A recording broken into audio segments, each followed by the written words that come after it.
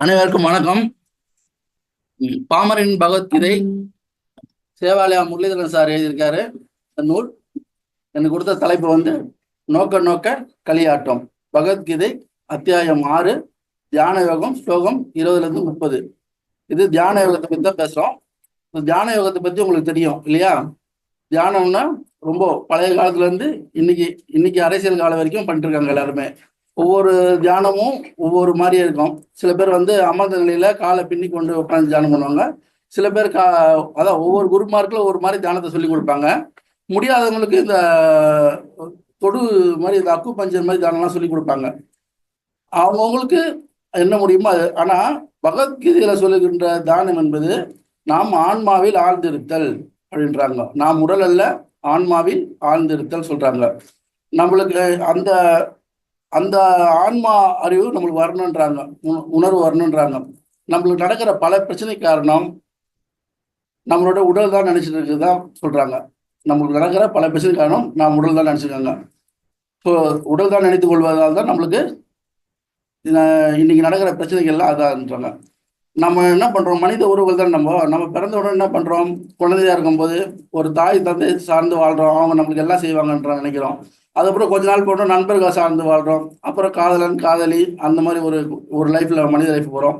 அப்புறம் தந்தை மகன், அப்புறம் திருப்பி கணவன் மனைவி, அப்படி போயிட்டு இருக்கோம்.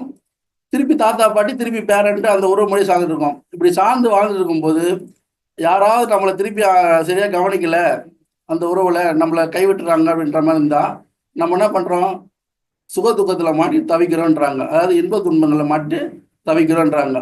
சில பேர் என்ன பண்றோம், பொண்ணை கஷ்டப்பட்டு வளர்ப்பாங்க, பையனை கஷ்டப்பட்டு வளர்ப்பாங்க. பொண்ணை கஷ்டப்பட்டு வளர்த்து இன்னொருத்தவங்களுக்கு கல்யாணம் திருமணம்லாம் செய்து வைப்பாங்க. ஆனா பொண்ணு பிரியும் போது வருத்தப்பட்டு அழுவாங்க இல்லையா, பிரியணுமேன்ட்டு. அதே மாதிரி பையனை படிக்க வச்சு யுஎஸ்ஏக்கு எல்லாம் அனுப்புவாங்க.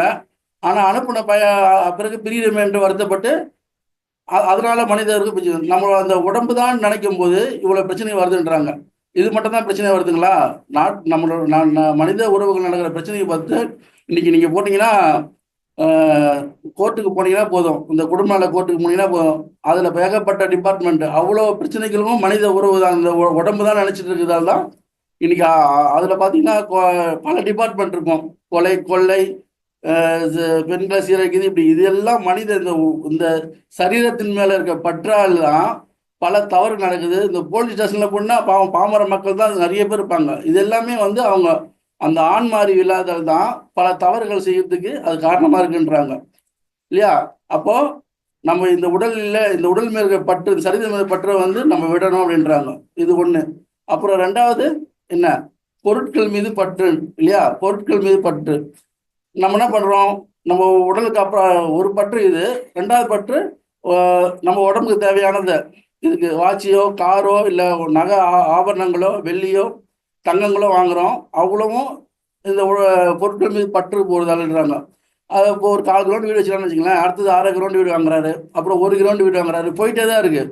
அந்த பொருட்கள்லாம் வீட்டில் குடோன் மாதிரி வாங்கி போட்டுட்டு அது நம்மளுக்கு தேவையானதை தான் வாங்கிக்கணும், தேவையில்லாததெல்லாம் வச்சிருந்தா குப்பை தான். அது குடோன் மாதிரி வாங்கி பொருட்கள் அவ்வளோ குவிச்சு வச்சிருக்கோம் இல்லையா? அது யாருக்கும் பயன் இல்லாத வச்சிருக்கோம். சில பேர் பார்த்தீங்கன்னா உணவு இல்லாமல் இருக்காங்க, உடை இல்லாமல் பல பேர் இருக்காங்க. ஆனால் இந்த பொருட்கள் மீது பற்றால என்ன ஆகுது, பல லட்சக்கணக்கான சொத்துக்கள் வச்சிருக்காங்க, பல தலைமுறைக்கு சொத்து வச்சிருக்காங்க. ஒரு தலைமுறைக்கு இல்லை, 100 தலைமுறைக்கு, 1000 தலைமுறைக்கெல்லாம் சேர்த்து வச்சிருக்காங்க. அது மனித பயன்பாட்டுக்கே கிடையாது அந்த மாதிரி தலைமுறை வச்சுக்கலாம். இப்போ நீங்கள் ஒரு பறவைகளை விலங்குகளாக பார்த்தீங்கன்னா அது அடுத்த வேலை உணவுக்கே போராடி தான் சாப்பிட்டுருக்கு. அதுனா நம்மளுக்கு மாதிரி ஒரு பாண்டி பஜார், டி நகர், வண்ணார்பேட்டை, அது மாதிரி ஒரு பெரிய ஏரியாவே நம்மளுதான் வச்சுருக்கோம். அதுக்கு உடையே கிடையாது. ஆனால் அதை பார்த்து, விலங்குகளை பார்த்து மனிதர் கற்றுக்கணும். இந்த மனிதர் உடல் மீது பற்றும் இந்த பொருட்கள் மீது பற்றும் விட்டாதான் நம்ம அந்த ஆன்மா அறிவை எழுதுவோன்றாங்க. ஆன்மா அறிவுன்றது நம்ம இப்போ வந்து 3 பிரிவா பிரிக்கிறாங்க இங்க இல்லையா? தத்துவ குணம், ரஜகுணம், தபகுணம் 3 பிரிவா பிரிக்கிறாங்க. எதுனா சத்துவகுணம், அது கொஞ்சம் பார்க்கல. 3 பிரிவா பிரிக்கிறாங்க. இப்போ மனித பிரிவு, மனித குணாம்சங்கள் நிறைய இருக்கு. கடவுளுக்குன்ட்டு கணவர் குணாம்சங்கள் நிறைய இருக்கு. அப்புறம் விலங்குகளுக்குன்ட்டு குணாம்சங்கள் நிறைய இருக்குது. நம்ம மனித குணாம்சத்துலன்னா அந்த பிரிவி எழுதுறதுக்கு நம்ம அடுத்தது கடவுள் குணாம்சத்துக்கு போன இறைநிலையை அடையணும். ஆனால் நம்ம அது கீழ்நிலையை போகக்கூடாது, விலங்குகள் குணாம்சத்துக்கு போகக்கூடாது இல்லையா? சில பேர் அதுக்கும் கீழ்நிலை போறாங்க. அதாவது விலங்குல வெறி பிடிச்சி போச்சுன்னா என்னன்றாங்க, அரக்கர் குணம்ன்றாங்களே, பேய் குணம்ன்ட்டு அந்த குணம்லாம் போயிடறாங்க. அது விலங்கு வெறி பிடிச்சா சுட்டு தரணுவாங்க. விலங்கு குணம் போனா ஒரு கோவப்பட்டு அடிச்சு அந்த மாதிரி செய்யுது. அதுக்கும் ரொம்ப இழிவான செயலாம் பண்றாங்களா, தூக்குதல். அதான் இந்த நம்மளுக்கு கிடைக்கப்பட்ட இந்த மனித பிறவியில நம்ம அடுத்தது அது தெய்வ பிறவின்றதாக தான் இந்த ஆன்ம நிலையை அடையணுன்றாங்க இல்லையா? இப்போ இந்த பிரச்சனைகளை பார்த்தீங்கன்னா, நீங்கள் நம்ம நடைமுறை வாழ்க்கையில் இந்த மாதிரி நல்ல விஷயம் கற்றுக்குது இல்லை. டிவி பார்த்தீங்கன்னா, டிவியில் ஃபுல்லாக இந்த மாதிரி ஒரு நாடகம் பார்த்தீங்கன்னா இதுதான் மனித உறவுகளோட சம்மந்தப்பட்ட விஷயங்கள் தான் போட்டிருப்பாங்க இல்லையா? அதே மாதிரி அடுத்து அந்த நடுவில் அட்வர்டைஸ்மெண்ட் பார்த்தீங்கன்னா, அந்த பொருட்களை பற்றி தான் போட்டிருப்பாங்க. ஒன்று மனித இந்த உறவுகளை பற்றி போட்டிருப்பாங்க, இல்லை பொருட்களை பற்றி போட்டிருப்பாங்க. இது ரெண்டுத்தையும் தான் சொல்கிறாங்க இந்த பற்றை நம்ம விடணுன்ட்டு. நம்ம சுக துக்கங்கள் வெளிச்சூழலை சார்ந்து இருக்குதுன்னு நினைக்கிறோம், கிடையாது. வெளிச்சூழல் சார்ந்துன்னா நம்ம இந்த சுக துக்கத்தில் போய் மாட்டிட்டு முடிப்போம். ஆனால் நமக்குள்ளேயே அந்த ஆனந்தம் இருக்குதுன்னு நினைக்கிறோன்றாங்க. அதான் என்ன சொல்கிறாங்கன்னா, ஒரு நாளைக்கு பிரிவு நம்ம இந்த பொருட்களை விட்டோ இல்லை இந்த உறவுகளை விட்டோ பிரிக்க தான் வேணுன்றாங்க. இப்போ நம்ம இறந்துரும்னு நினச்சிக்கலாம், ஒரே ஒரு பொருளை கூட கொண்டு போய் போக முடியாது. ஒரு ஒரு 6 அடி பள்ளத்தில் நம்ம இந்த பொருளை பிடிச்சிருக்குன்னு சொல்லிட்டு அந்த பொருளை எடுத்துக்க முடியும். ஆனால் பல தலைமுறைகளை சேர்த்து வச்சுட்டு இருக்காங்க இல்லையா, யாருக்கும் பயன் இல்லாமல். அதே மாதிரி இந்த உறவு பிரச்சனைலையும் அதே மாதிரி தான். இப்போ இதை யாராவது ஒரு இப்படி இருக்கும்போதுனால சுயநலம் தான் வரும். இந்த மனித உடம்பு பற்றும் பொருட்கள் மீது பற்று இருந்தால் சுயநலம் தான் போகும். பொது நலத்துக்கு வரணும்னா இந்த ஆன்ம அறிவு எழுதணும். ஆன்ம அறிவு எழுதுனீங்கன்னா அந்த இரடியில வந்துச்சுன்னா எல்லா உயிரும் நம்ம இப்போ நம்மளுக்கு பிறந்தாதான் குழந்தையா, மற்ற குழந்தையும் நம்ம குழந்தைய மாதிரி தான்ன்ற அந்த எண்ணம் வரும். அந்த ஆன்ம அறிவு தான். இல்லை உடல் நினைச்சுன்னா நம்ம குழந்தைங்க மட்டும் தான் சுயநலம் தான் வரும்ன்றாங்க. ஓகேங்களா? அடுத்தது இந்த அதுக்கு ஒரு கம்பராமாயணத்தில் ஒன்று சொல்கிறாங்க. அந்த உறவுகளை பற்றி ஒரு பாடல் இருக்குது. இப்போ கடலில் அந்த கட்டைகள் 2 வந்து மிதங்கிட்டு போயிட்டே இருக்கும். அந்த கட்டைகள் வந்து ஒரு அலை அடிக்கும் போது ஒன்றா சேருமா, அடுத்த அலை அடிக்கும் போது பிரிஞ்சு போயிடும். இந்த உறவுகள்லாம் அப்படிதான் பிரியன்றாங்க. அதே மாதிரி நமக்குள்ளதான் ஆனந்தம் இருக்குதுன்றதுக்கு ஓம்காரநாத சுவாமிக்கு ஒன்று சொல்லியிருக்காரு. எப்படின்னா, கல்கண்டு கல்கண்டு நீ ஏன் இப்படி இனிப்பா இருக்குன்னு கேட்பாரு, சக்கரையே நீ ஏன் இனிப்பா இருக்குன்ட்டு. அது என்ன காரணம்னா, நம்மளுக்குள்ளேயே நம்மளுக்கு அந்த இனிப்பு சக்கரைக்குள்ளே இருக்காம நம்மளுக்குள்ளேயே ஆனந்தம் இருக்கு. வெளி சொல்லதுன்னா நம்ம இந்த இந்த 2 பற்றையை விட்டுட்டீங்கன்னா உங்களுக்குள்ளேயே ஆனந்தம் இருக்குன்றது நீங்க தெரிவிங்கன்னு சொல்றாரு, தெரிஞ்சுப்பீங்கன்றாரு. அதுக்குதான் அந்த பாரதிய சொல்ல, காக்கை குருவி எங்கள் ஜாதி, நீளும் கடலும் மலையும் எங்கள் கூட்டம், நோக்கும் திசையெல்லாம் நாமின்றி வேறு இல்லை, நோக்க நோக்க களியாட்டம். இந்த களியாட்டம் தான் பேரானந்த ஆட்டம்ன்ற மகிழ்ச்சியின் உச்ச நிலைன்றாரு.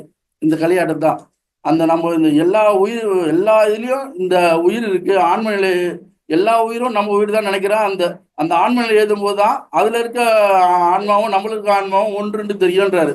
அதாவது மேற்கு தொடர்ச்சி மலை போயிட்டே இருக்கு இல்லையா, அது வந்து அதுல எத்தனை உயிர்கள் வாழ்றதோ, கடல் போயிட்டே இருக்கு அதுல எத்தனை உயிர் வாழ்றதோ, அது அனைத்து உயிர்களும் நம்மளுக்கு பண்ணும்போது தான் அந்த பொது நலத்தோட செயல்படுவோம். அதுதான் இந்த பகவத்கீதையில சொல்ல வராங்க இல்லையா. நீ உடல் தான்னா சுயநலமா போயிடுவேன், ஆனா ஆன்மா தான்னா பொது நலத்துக்கு வருவேன், பொது நலம் வந்தா சேவை செய்ய வருவேன். இப்ப நம்ம இந்த பொருட்களை மீது பற்று வச்சு இவ்வளோ கோர்ட்ல போய் கேஸு, போலீஸ் ஸ்டேஷன்ல கேஸு, அரசியல், அதுல அரசியல். அது மனித நினைச்சிட்டு மனித உடல் நினைச்சிட்டு போனாலும் அதே ப்ராப்ளம் தான் வருது.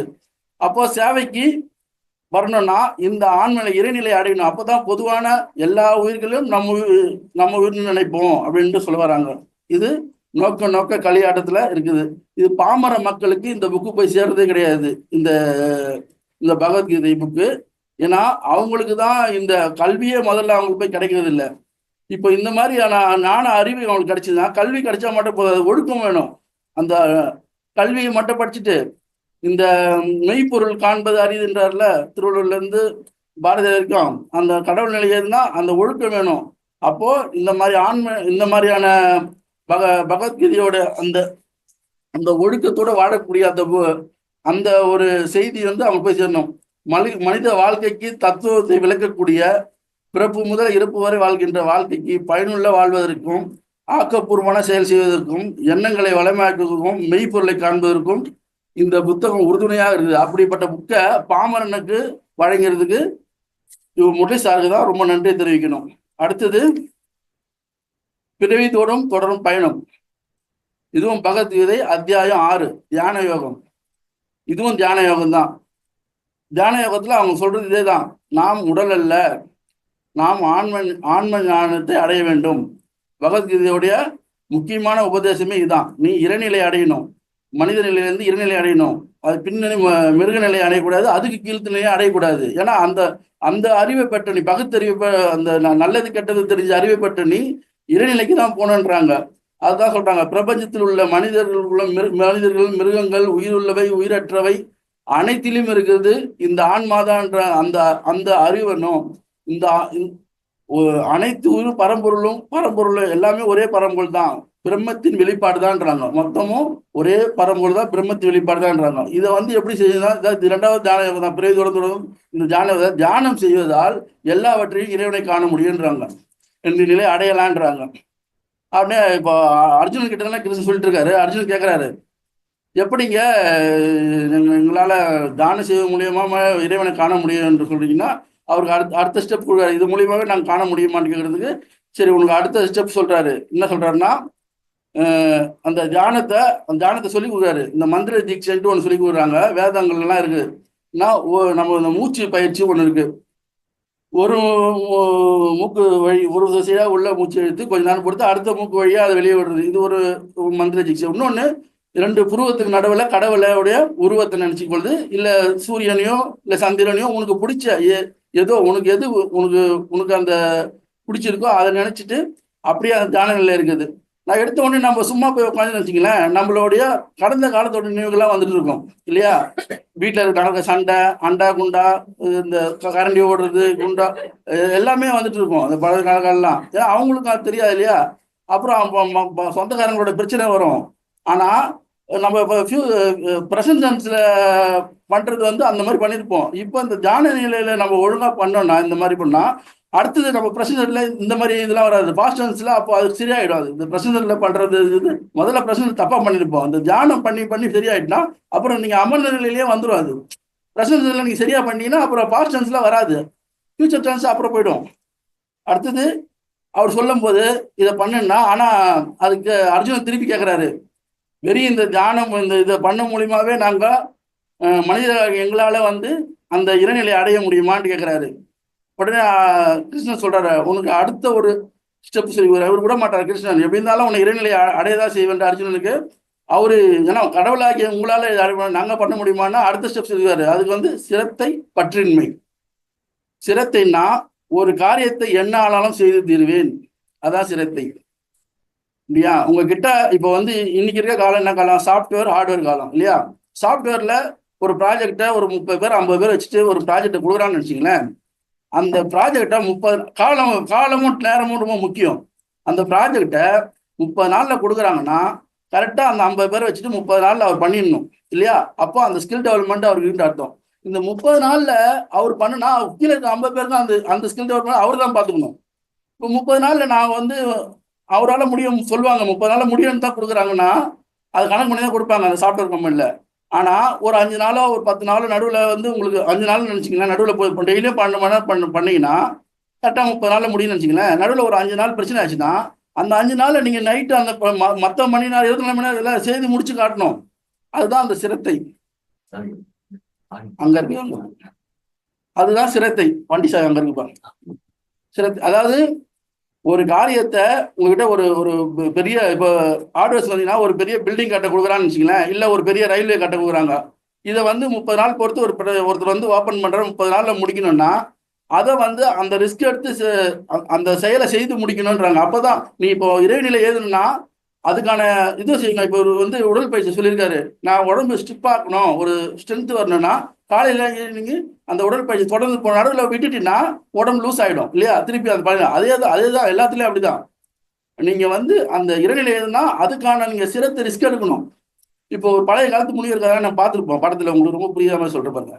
இப்போ முனிவர் என்ன பண்ணுவார், ரொம்ப அவருக்கு ஒரு பிரச்சனை இல்லையா முனிவருக்கு. அந்த பிரச்சனை என்ன பண்ணுவார், இதை சரி செய்யணும் அப்படின்னும் போது அவர் வந்து அதுக்கான அந்த சரி செய்யறதுக்கு ஒரு சக்தி வேணும் அப்படின்றதுக்காக போய் தவம் இருப்பார், கடும் தவம் இருப்பார். 5 புலனையும் அடக்கிட்டு அந்த கடும் தவம் இருப்பார். ஆனால் அந்த தவத்தை அதே 5 புலனால கலைக்க வருவாங்க, பார்த்துருப்பீங்க. நெருப்பு எடுத்து இதோ தண்ணி இது பண்ணுறதோ இல்லை காற்றை வீசுதோ 5 புலனை பண்ணுவாங்க. ஆனால் அவர் அந்த 5 புலனை அடக்கி அந்த வரத்தை அவர் பெற்றவர் வந்து அவர் வந்துடுவார். இவர் கடும் தவம் பண்ணியிருக்காருன்ட்டு வந்து அந்த வரத்தை கொடுத்துருவாரு. அப்போ அவர் அந்த இது அதான் ஒரு விஷயத்தை நீங்கள் அடையணும்னா அது அப்படி எடுத்துங்க பொருளை. நம்ம அந்த கடுமையான அந்த சிரத்தைய நம்ம இது பண்ணோம். நோ அர்னால்டு ஒருத்தர் சொல்லியிருப்பாரு, no pain no gain, no pain no gain இல்லையா? நான் கூட சொல்லியிருப்பேன், துன்பங்களை அனுபவிக்காம இன்பத்தை உணரக்கூட முடியாது என்று. அப்ப கஷ்டப்பட்டாதான் ஒருத்தன் ஒரு பெரிய கோடீஸ்வரன், அவனுக்கு கஷ்ட நிலை என்ன தெரியாம வளர்த்தாங்கன்னா அவனுக்கு இடையே இன்பம் தெரியும். அவனுக்கு இன்பமே தெரியாது இல்லையா? துன்பம் ஒண்ணு இருந்தாதான் அவனுக்கு இன்பமே தெரியும். அந்த மாதிரிதான் சிரத்துன்றது. இப்ப கலெக்டர் ஆகணும்னு நினைச்சானா அவன் சும்மா சொல்லிட்டு இருந்த பொழுது அதுக்கான கஷ்டத்தை படணும். ஒரு விஞ்ஞானி ஆகணும்னா அதுக்கான கஷ்டத்தை படணும் இல்லையா? அந்த கஷ்டப்படாதான் அது அவன் அடைய முடியும்ன்றாங்க. அதுதான் சிரத்தை. அதே மாதிரிதான் இந்த இறைநிலை அடையிறதுக்கு அந்த அந்த அந்த இது பண்ணணும், சிரத்தையோடு பண்ணுறாங்க. அடுத்தது பற்றின்மை.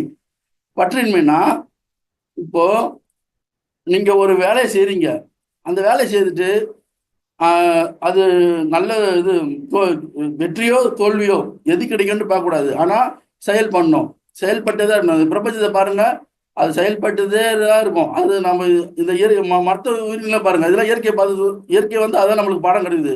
செயல்பட்டுட்டே இருக்கணும், ஆனா அது பலன் நம்மளுக்கு கண்டிப்பா கிடைக்கும்ன்றாங்க. இப்போ ஒரு பஸ் டிரைவர் எடுத்துங்க, அவர் பஸ்ல போறாரு, ஃபேமிலியோட கூட்டிட்டு போறான்னு வச்சுங்களேன்.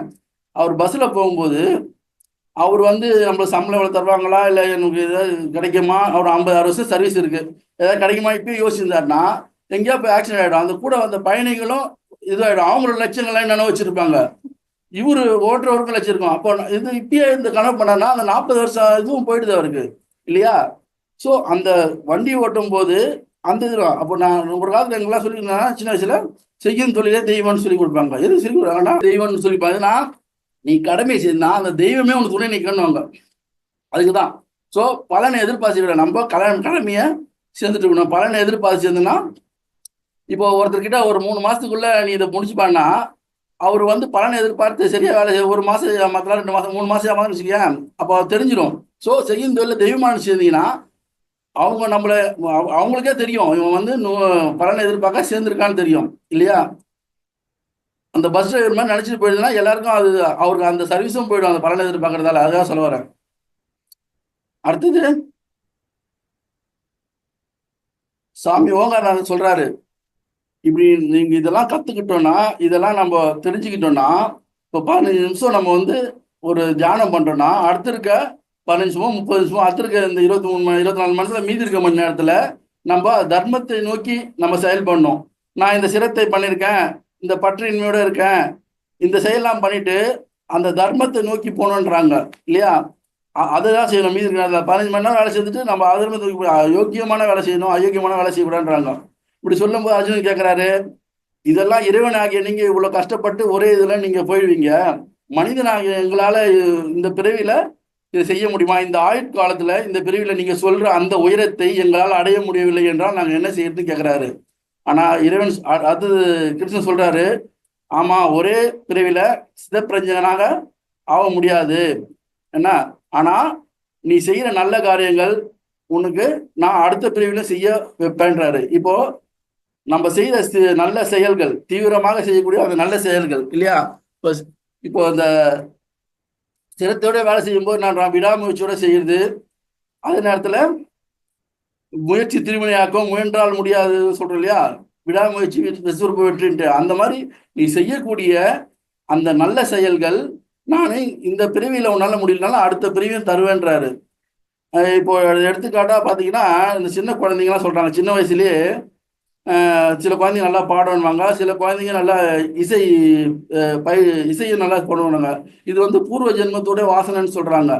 ஏன்னா அது அந்த மாதிரி நடந்திருக்கு, நிஜத்திலே இருக்கு. அது மாதிரி அது கதையாக சொல்ல, அப்பாவோடைய பையனுக்கு வராது, சில டைம் பேரனுக்கு வரும், பேரன் பாடுவான், பேரன் இது பண்ணுவான், சொல்லுவாங்க பூர்வ ஜென்ம வாசனை. அவங்க அப்பாவோட இங்கே சென்னையிலே பார்த்துருக்கேன் நான், அவங்க அப்பாவோடைய ஞானமும் அந்த இசை பயிற்சியும் வருது, இல்லை அவங்க அப்பா மாதிரி பாடுறாங்கன்ட்டு இங்கே வந்திருக்கு.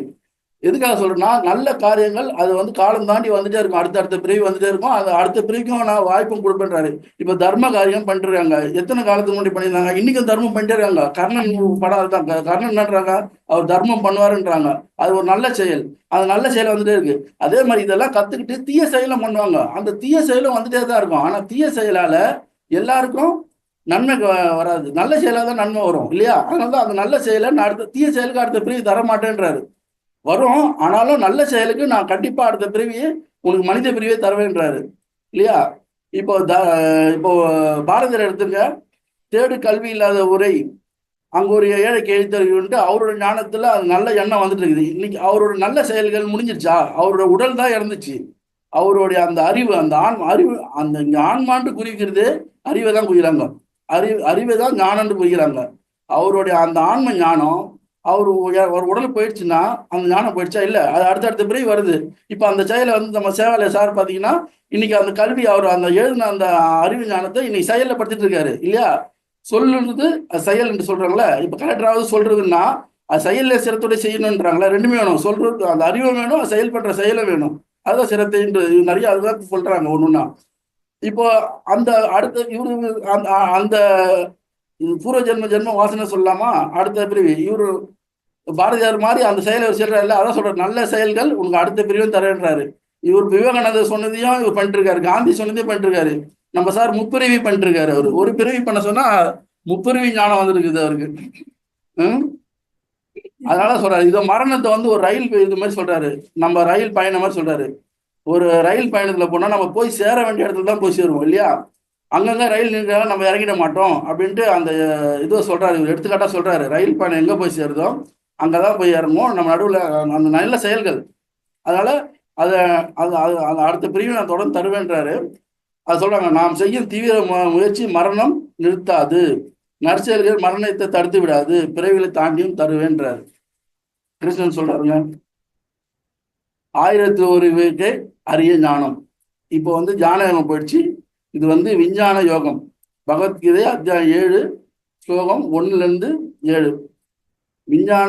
ஞான விஞ்ஞான யோகம். இது ஞானம் என்றால் அறிவு, விஞ்ஞானம் என்றால் சிறப்பான அறிவுன்ற அர்த்தம். சமஸ்கிருதத்துல வீன்னா சிறப்புன்ற அர்த்தம். விநாயகர் சொல்றாங்கல்ல, நாயகர்னா தலைவன்ட்டு அர்த்தம்.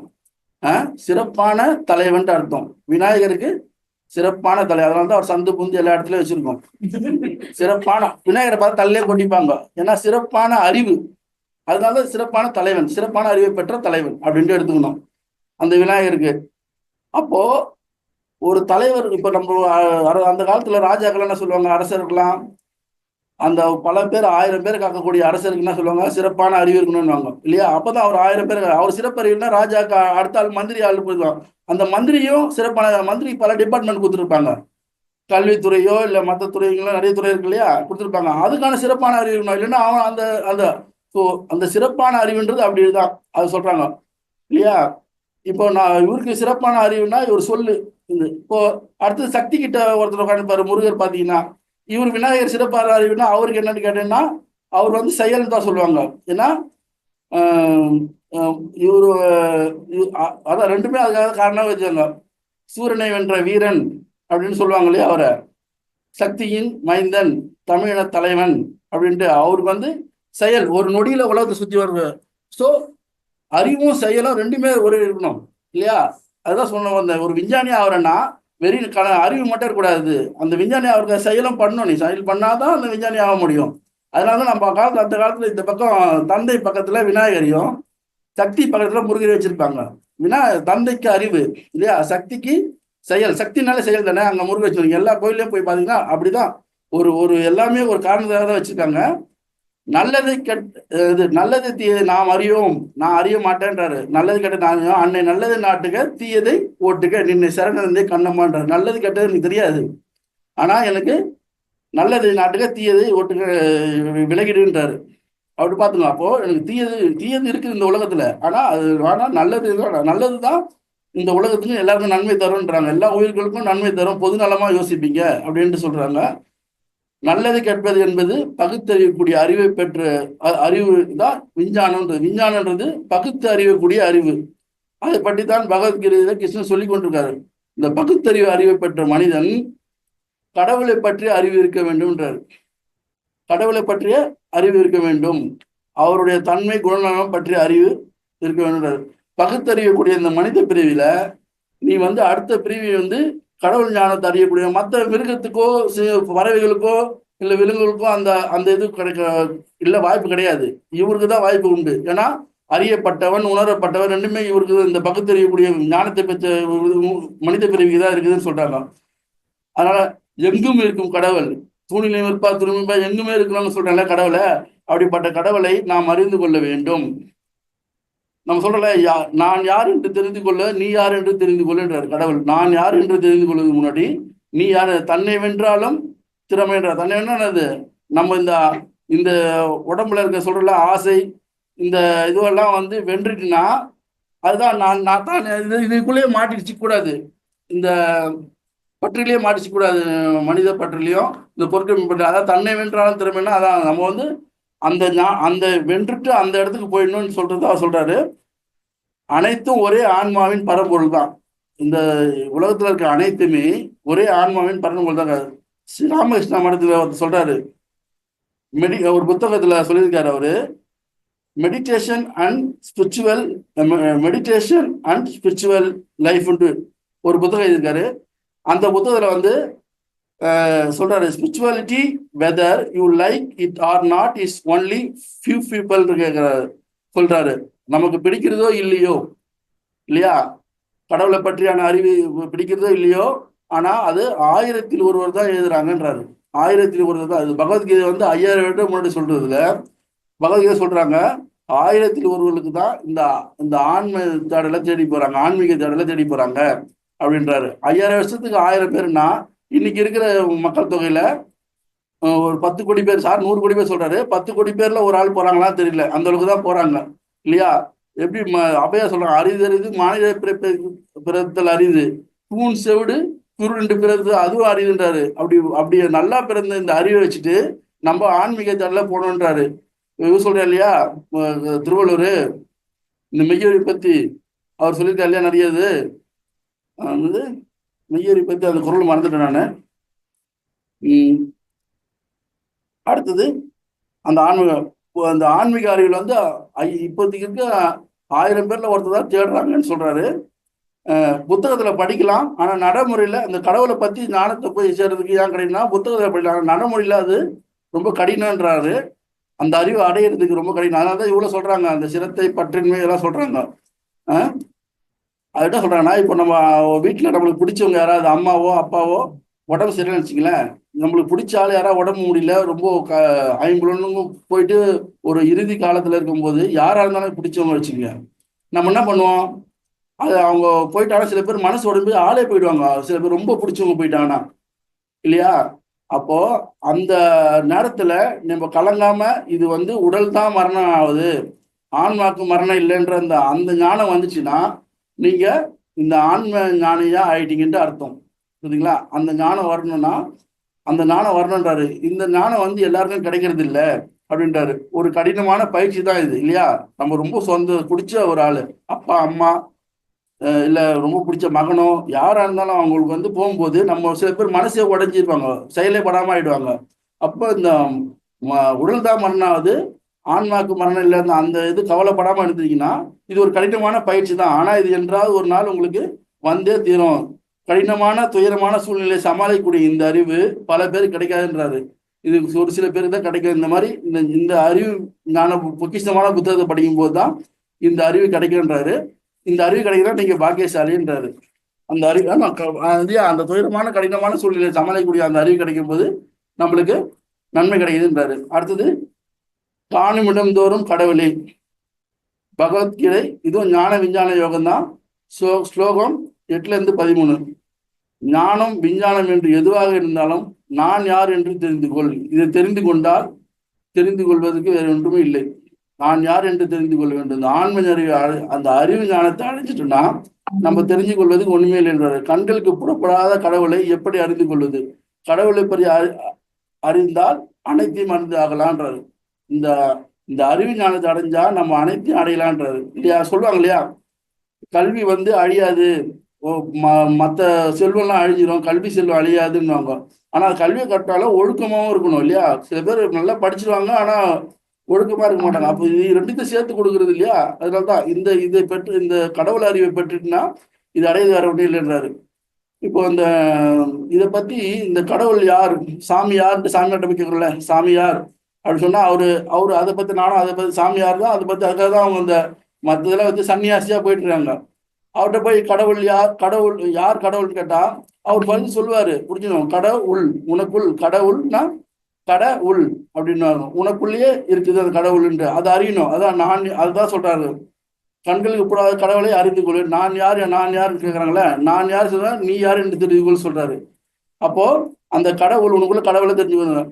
இந்த ஆராய்ச்சியை வந்து நாசா விஞ்ஞானிகள்லாம் கூட அவங்க ஆராய்ச்சி பண்ணியிருக்காங்க. நாசா விஞ்ஞானிகள் பல ஆராய்ச்சிகள் மேற்கொண்டுள்ளன. நம்மளுடைய சிவன் கோயில் எல்லாம் போய் பார்த்துருப்பீங்க, பெரிய பெரிய கோயில் எல்லாம் போய் பார்த்துருப்பீங்க. இந்த 9 நவகிரகம் இருக்கும், பார்த்துருப்பீங்களா? அதை 9 வாட்டி நம்பாலும் சுத்துவாங்க. ஆனா இதெல்லாம் 2000 3000 வருடங்களுக்கு முன்னாடியே அந்த 9 நவகிரகம் இருந்திருக்கு. இவங்க விஞ்ஞானிகள்லாம் சேர்ந்து இப்போ ஒரு ஒரு பல 500 நூற்றாண்டுகளோ இல்லை 600 நூற்றாண்டு முன்னாடி தான் அந்த 9 கிரகம் இருக்குன்று கண்டுபிடிச்சாங்க.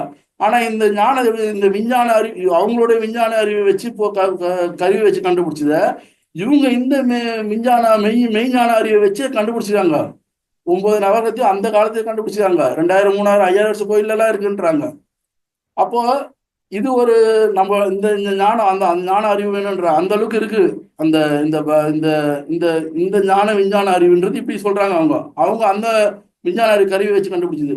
இவங்க என்ன பண்ணாங்க, இந்த உலகம் எப்படி உருவானது அப்படின்றதுக்காக உலகத்துல உள்ள நாசா நாசா உலகத்திலே அதுல உலக சிறந்த விஞ்ஞானிகள்லாம் சேர்ந்து என்ன பண்ணாங்க, இந்த உலகம் எப்படி உருவாயிருக்கு, ஏன்னா எல்லாத்துலயும் அணுக்களால் தானே உருவாக்குது அப்படின்ட்டு நாம சொல்றோம்ல. எல்லா மழை நீர் எல்லாத்துலயும் இருக்கு ஒரே பரம்பொருள் தான், ஒரே இதான்ட்டு இந்த அணுக்கள் தானே உருவாக்கியிருக்குன்னு சொல்லிட்டு அந்த ஆராய்ச்சி பண்ண ஆரம்பிச்சாங்க. இது வந்து பல நூற்றாண்டுகளா பண்ணிட்டு வந்தாங்க ஆராய்ச்சிகளை.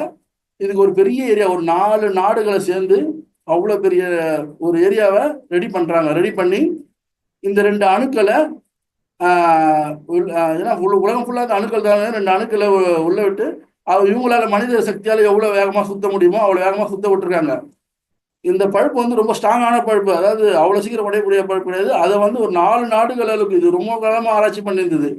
போட்டு வேகமாக சுத்த விட்டு அது ரெண்டுத்தையும் ஒன்றா மோத விட்டா மொத்த பழுப்புல உடைச்சி போயிடுச்சு, செதறி போயிடுச்சு. எவ்வளோ 4 நாடுகளுக்கு சேர்ந்த மாதிரி செய்த அந்த இது ரொம்ப வருஷமா பண்ணிட்டு இருந்தாங்க. அவங்க அவ்வளோ செலவு பண்ணி உலக நாடுகள்லாம் அதுக்கு பணம் கொடுத்து அவ்வளோ பண்ணா உடைச்சி செதறிச்சு. இதை வந்துதான் பிக் வெடிப்பாம அது அந்த 2 அணுக்கள் ஒன்றா விழுது, பிக் பேங்க்னு சொல்லிட்டு அதை இது பண்ணாங்க. உலகம் வந்து அந்த 2 அணுக்களால தான் இந்த உலகம் வந்து உருவாயிருக்கு. இப்படி 2 அணுக்கள் வந்து ஒன்றா இடிச்சதால தான் இந்த உலகம் வந்து அதுக்கு வந்து கடவுள் அணுக்கள்ன்ட்டு பேர் அவங்களே வைக்கிறாங்க 2 அணுக்களுக்கு. இங்கே இப்போ நான் ஒரு 5 வருஷம் 10 வருஷம் முன்னாடி தான் அந்த பேப்பர்ல தமிழ் பேப்பர்லேயே போட்டுருக்காங்க, இது கண்டுபிடிச்சு அப்பதான் வந்தது. ஆனா 5000 10,000 வருடங்களுக்கு முன்னாடியே 5000 வருடங்களுக்கு முன்னாடி சிவன் வந்து கிருஷ்ணன் வந்து அர்ஜுனன்ட்ட சொல்ற இந்த மகாபாரதத்துல மனிதர்கள் இதாயிட்டாங்க. அதுக்கு முன்னாடி காலத்துல இருந்து மலைகளை பார்த்து கும்பிட்டு இருந்ததும் நதிகளை பார்த்து கும்பிட்டு இருந்ததும் இங்க இந்த பாரத நாட்டு இந்திய நாட்டுல வழக்கமா வச்சிருக்காங்க. ஏன்னா ஏதோ ஒரு சக்தி நம்ம கிட்ட இருக்குதுன்னு சொல்லிட்டு அது கொஞ்ச நாள் பொறுத்து என்ன பண்ணிருக்காங்க, 2 சக்திகள் தான் இந்த உலகத்துல ஃபுல்லா இருக்குன்ட்டு கண்டுபிடிச்சிருக்காங்க. இவங்க இந்த விஞ்ஞான அறிவியல கண்டுபிடிச்சாங்க. இந்த மலைகள் எல்லாம் கடவுளா கும்பிட்டு நதிகளிலையும் பெண்கள் பேர் வச்சுப்பாங்க, கங்கை யமுனைன்ட்டு. இந்த அறிவு கொஞ்சம் கொஞ்சமா பகுத்தறிவு வந்துட்டு அதுக்கப்புறம் தான் 5000 வருஷம் பிறகு மகாபாரதம் இதெல்லாம் பண்ணிட்டுருங்க. இப்படி இருக்குது அவ்வளவு பழைய காலத்துல இருந்தே பண்ணிட்டு சிவசக்தி அப்படின்ட்டு கொண்டு வராங்க இல்லையா. சிவன் கோயில்ல பெரிய சிவன் கோயில் இருக்கும், அதுல இந்த 9 கிரகமும் ஒரு ஓரமா தான் இருக்கும். ஒரு அண்ட வெளியில இருக்கிறது ஒரு அப்ப இது வந்து பிரபஞ்சம் ஃபுல் பேரண்டம். இது அந்த சிவன் கோயில்ன்றது அப்படி ஒரு எல்லாமே ஒரு கணக்காக வச்சுக்கோங்க, பேரண்டம். இங்க இருந்து நீங்க நம்ம தமிழ்நாட்டில் உள்ள இந்த குமரி முதல் இமயம் வரை சொல்றாங்க இல்லையா, ஃபுல்லா பாத்தீங்கன்னா அந்த மலைகளை கும்பிட்டுருப்பாங்க. கையில பாத்தீங்கன்னா அவ்வளவு பெரிய அந்த மலையை தெய்வமாக கும்பிட்டுருப்பாங்க. அந்த காலத்துல இருந்து அதை கும்பிட ஆரம்பிச்சாங்க. ஏன்னா சிவசக்தி தான் இந்த உலகத்தை ஆண்டுது. அப்போ ஃபர்ஸ்ட் அந்த சுத்தின அந்த 2 அணுக்கள் வந்து ஒண்ணு சிவன் இன்னொன்று சக்தின்றாங்க. இந்த 2 இந்த ஒரு இதுல ஆராய்ச்சி பண்ணி போகும்போது இவ்வளவு மோதி இவ்வளவு பெரிய வெடிப்பாகுதுன்னா இவ்வளவு பெரிய பிரபஞ்சத்துல தனியா சுத்திட்டு இருக்க அந்த 2 அணுக்கள் இல்லையா. பிரபஞ்சத்துக்கு எல்லையே கிடையாது, ஃபேஸுக்கு அவ்வளவு பெருசுல இருக்குதுல அதோட வேகம் எவ்வளவு இருந்திருக்கும். அது 2 ஒன்னா மோதி ஒரு பெரிய வெடிப்பு வந்திருக்குன்னா. ஆனா என்னன்னா அது அடுத்து மோதி மோதி மோதி மோதி மோதி மோதி அடுத்த பிரபஞ்சம் உருவாகிட்டே இருக்கு இல்லையா. எத்தனை பிரபஞ்சம் இருக்குன்ட்டு அது இங்கிலீஷ்ல ஏதோ பேர் ஒன்று சொல்றாங்க. இது ஒரு அண்டவெளின்னா இது ஒரு அண்டவெளியிலேயே ஒரு சூரிய குடும்பம் பல சூரிய குடும்பம் இருக்குன்றாங்க. அந்த மாதிரி போயிட்டே இருக்கு. பாதி அழிஞ்சு போனாலும் அணுக்கள் அது திருப்பி உற்பத்தி ஆகிட்டே இருக்கு இல்லையா. 2 அணுக்கள் சேர்த்து அதுக்கு என்ன சொல்றாங்கன்னா சயின்ஸ் மாத்திரம் உருவாகிட்டே இருக்கு. அதே மாதிரிதான் இந்த உலகத்துல இருக்க எல்லா ஜீவத்திலையும் சிவசக்தி இருக்கின்றான். மனிதனிலையும் சிவசக்தி இருக்கின்றான், பறவையிலையும் சிவசக்தி இருக்கான், விலங்குலையும் சிவசக்தி இருக்கான், மரங்கள்லயும் சிவசக்தி இருக்குன்றாங்க. எல்லாத்துலயும் இந்த சிவசக்தி இருக்கு. அததான் இந்த விஞ்ஞானிகள் அப்பயே கண்டுபிடிச்சிட்டாங்க, அதான் வணங்கிட்டு இருக்காங்க. அந்த விஞ்ஞானிகளும் கண்டுபிடிச்சது அதுதான். அதான் எல்லா அணுக்களிலும் இருக்கு, இது எல்லா உயிர்களிலும் இருக்கு, இந்த ஆன்ம நிலையை அடையணும் அப்படின்றாரு. அதான் சொல்றாரு, எல்லா காணும் இடமெல்லாம் எல்லாமே கடவுள் இருக்குன்னா இந்த எண்ணம் வரணுன்றாங்க. அதாவது நூலில் கோர்க்கப்பட்ட மணிமாலையில் அனைத்து மணிமாலையும் ஊடாக இருக்கும் நூல் உயிராக இருக்குது. அதாவது நூல் மாதிரி அந்த மணிமாலை உள்ள இருக்க அந்த உயிராக இருக்குது, அந்த அணுக்களாக இருக்கிறது இந்த கடவுள் தான்றாங்க இல்லையா. நீங்க இந்த கோயில்ல பாத்தீங்கன்னா அந்த சிவசக்திக்கு வெளியே தான் உருவத்தை நம்ம அதுக்கப்புறம் வச்சோம். ஆனா உள்ள பாத்தீங்கன்னா அந்த சிவலிங்கம், கீழே அந்த சக்தி பீடம், இதெல்லாம் இவங்க எப்ப கண்டுபிடிச்சாங்க பாருங்க. 5000 வருடங்களுக்கு இவங்க வந்து கிருஷ்ணன் வந்து பகவத்கீதையில சொல்லும் போதெல்லாம் மனித அப்ப அதுக்கு முன்னாடி இந்த ரமண ரிஷி பாத்தீங்கன்னா அவர் போயிட்டு நான் யார் கேட்டு திருவண்ணாமலையில உட்காந்துட்டாரு அவரு. அது கேட்கும் போது அவருக்கு தெரிஞ்சது இந்த உலகமே சிவசக்தியில இறங்குது அப்படின்ட்டு. எல்லா உயிர்களிலும் சிவசக்தி இருக்கு இல்லையா. இதை தான் நம்ம தெரிஞ்சுக்கணும். அந்த இந்த ஆன்ம அறிவே தெரிய வைக்கிறாங்க இல்லையா. கடவுள் சொல்றாரு, என்னை போல் உயர்ந்த ஒரு பொருள் வேறு ஒன்றுமே இல்லைன்றாரு. நீரின் சுவை நான். நீரை சாப்பிடணும்ல, மாசு இல்லாத நீர், இளநீர் மாதிரி இருக்கு. கடல் இருக்கு, ஆனா அது கடல் பக்கத்துலேயே பாத்தீங்கன்னா அவ்வளவு சுவையான நீர்ன்றாரு. எப்படி இந்த அதிசயம்னா, கடல்ல இல்லைனாலும் கடல்ல இருந்து அந்த அதிசயம் நடக்குது, நம்மளுக்கு மழையாது. ஆனா அந்த இந்த பக்கத்துல இருக்க அந்த நிலநீர், அந்த எதெல்லாம் வந்து உயர்ந்து உனக்கு அனுபவிக்கிறியோ அதெல்லாம் நான் தான்றாரு. சூரியன் சந்திரனுக்குள்ள இருக்க ஒளி நான். அந்த ஒளி போயிடுச்சுன்னா அது உங்களுக்கு கண்ணுக்கே தெரியாது. அப்போ அந்த ஒளி நான்ன்றாரு. பிரபஞ்சத்தில் ஒரு ஓசை கேட்டுக்கொண்டே இருக்கிறதுன்றாங்க இல்லையா. பிரபஞ்சத்துல பார்த்தீங்கன்னா ஒரு ரிங்காரம் கேட்டுக்கொண்டே இருக்குதுன்றாங்க பிரபஞ்சத்துல. அது என்னன்னா ஓங்காரம்ன்றாங்க. அமைதியா இருக்கு, ஃபேஸ்ல அமைதியா இருக்கும் போது ஓ அப்படி ஒரு நிசாப்தம் கேட்டுக்கொண்டே இருக்குதுன்றாங்க. அது பிரபஞ்ச ஃபேஸ்ல போயிட்டு சொல்லிடுறாங்க, அந்த அளவுக்கு இருக்குன்றா. அதுதான் சொல்றாங்க, எல்லா உயிர்களையும் இந்த சிவனும் சக்தியும் இருக்குன்றாங்க. இந்த 2 அணுக்களை அப்படி சொல்றாங்க. இவங்க கண்டுபிடிச்சிட்டாங்க 5000-10,000 வருஷம் முன்னாடி. இங்க இந்த எல்லா கோயில்லையும் பாத்தீங்கன்னா அந்த உள்ள பாத்தீங்கன்னா உருவம் இருக்காது, சிவலிங்கமும் அந்த கீழே சக்தி பீடமும் தான் இருக்கும். இது அப்படியே கண்டுபிடிச்சிட்டாங்க. இது 2 தான் உயிர்களை உருவாக்கிட்டே இருக்கு. அது மனித உயிர்களா இருந்தாலும் சரி, இல்ல விலங்குகளா இருந்தாலும் சரி, பறவைகளா இருந்தாலும் சரி, பூச்சிகளா இருந்தாலும் சரி, புழுக்களா இருந்தாலும் சரி, அது உருவாக்கிட்டே இருக்குதுன்றாங்க இல்லையா. இப்ப சொல்றாரு ஒளி, அந்த ஒளி போச்சுன்னா அது எப்படி சூரிய சக்தினா அந்த ஒளி நாடுறாரு. அதுக்கப்புறம் மண்ணிலிருந்து வரும் வாசனை நாடுறாங்க. நாங்க அந்த சத்தியமங்கலம் நானும் சாரும் ஒரு அடி போயிருந்தோம், கிங்ஸ்டன் அப்படியே வந்திருந்தாரு. அந்த சத்தியமங்கலத்துல அந்த இயற்கை விவசாயி அவர் இந்த எதெல்லாம் நம்ம மனிதன் வேஸ்ட் பண்ணி போடுறோமோ அது எல்லாத்தையும் எடுத்து அவர் அந்த இயற்கை விவசாயத்தை போட்டு பண்றாரு. எல்லாம் உணவுப் பொருட்கள் அந்த மாடுகள்ல இருந்து வரக்கூடிய அந்த கழிவுகளை இதெல்லாம் இயற்கை விவசாயத்தை போட்டு அந்த மண்ணில் நாங்கள் எடுத்து பார்த்தோம், அவ்வளோ வாசனையா இருந்தது. அந்த மண்ணிலிருந்து வருகின்ற அந்த வாசனை. இப்போ வந்து இப்போ இந்த என்ன சொல்றது, மனிதனுடைய அந்த இதுக்கு இந்த சிரத்துக்கு நம்ம வந்து அடிமையாயிட்டு என்ன பண்றோம், எல்லா உணவுலையும் வந்து பிஸ்னஸ் ஆகிட்டோம் இல்லையா. அதனால மனிதனுக்கு இயற்கை உணவே கிடைக்காத ஆகிட்டோம். எல்லாத்துக்கும் காரணம் இந்த ஆன்ம எல்லாமே வந்து நம்ம சுயநலத்தோட இந்த உடம்பு தான் நினைச்சிருக்கும் போது சுயநலத்தோட பண்ணதால சாப்பிட்ற உணவுல இருந்து தண்ணி வரைக்குமே நம்ம அந்த மாதிரி பண்ணிட்டோம். அப்போ இந்த ஆன்ம நலத்தை எழுதும் போது தான் இந்த பொது நலத்துக்கு நம்ம வருவோம். பொது நலத்துக்கு வரும்போது இது நம்ம உயிருக்கே நம்மளே வச்சிருக்க வெயிட் ஆயிடுச்சு இல்லைங்களா. இந்த பொது நலத்துக்கு வரும்போது தான் பொது சேவையும் செய்ய வரும் இல்லையா. அதான் சொல்ல வர்றாங்க. அப்புறம் எல்லா உயிருக்கு தோன்றும் அடிப்படை விந்து நான். உயிருக்கு தோன்றல விந்து, அந்த விந்து நான் தான்றாரு இல்லையா. அப்புறம் தவம் செய்வோம், தவம் நான், புத்தி உடையவர்கள் புத்தி நான்றாரு. தவம் செய்யறாங்களே அந்த தவம் நான், புத்தி உடையவர்கள் புத்தி நான். ஆனா இங்க கவனிக்கிறது, நல்லதெல்லாம் நான்னா அப்ப தீயதெல்லாம் யாரு அப்படின்ற ஒரு கேள்வி வரும். அதுவும் நான் தான்றாரு. நல்லதும் நான் தான், தீயதும் நான் தான். இது ரொம்ப கொஞ்சம் புரிஞ்சுக்கிறது கொஞ்சம் கஷ்டமா தான் இருக்கும். ஆனா நான் ஒரு ஒரு நிஜத்துல ஒரு ஆளுக்கு பார்த்துருக்கேன். ஒரு வசதியான ஒருத்தர், ஒரு நல்ல ஒரு 4 அடுக்கு பில்டிங் இருக்கும், நல்ல வசதியான ஒருத்தர். ஆனா இவர் வந்து பகவத்கீதையை படிச்சுட்டாரு. படிச்சுட்டு நினச்சிக்கலேன், அவர் ஃபேமிலியா வந்து நம்ம தெரிஞ்சுக்கிட்டாரு, நல்லது எது தெரிஞ்சுக்கிட்டாரு கல்வி. ஆனா ஒருத்தர் பாவம் பகுத்தறிவே இல்லாதவன், படிப்பறிவு இல்லாதவன் வந்து அவர் வந்து மோதிட்டாங்க. அவரு இவர் இறங்கி அவன் வந்து நான் அவ்வளவுதான் இவ்வளவுதான் யார் நினைச்சேன் நான் சிங்கம் அப்படி இப்படின்ட்டு கத்துறான் அவன். இவர் என்ன பண்ணிட்டாரு, படிச்சவரு சரிப்பா நீ சிங்கம் தான், நீ பெரிய ஆள் தான். அந்த பொண்ணு நான் என்னப்பா அவன் வந்து இஷ்டம் அவன் மேல தப்பு இருக்குது வந்து இஷ்டம் கத்துறான்னா இது விடுமா, அவன் போயிட்டு அவனுக்கு அந்த ஞான அறிவு இல்லை, அதனால அவன் போயிட்டுன்றாரு. ஆனா இவர் அப்படி விட்டுட்டாரு. அவன் படிப்பறிவு இல்லாம திருப்பி அவன் தவறுகளை போயிருந்தா ஒரு நாள் என்ன பண்ணுவான், இவருக்கு அது ஆபத்தாயிடும். அதனால கெட்டவனு நான் தான் நல்லவனு நானா, அந்த கெட்டவனை இந்த நல்லவன் தான் திருத்தணும்.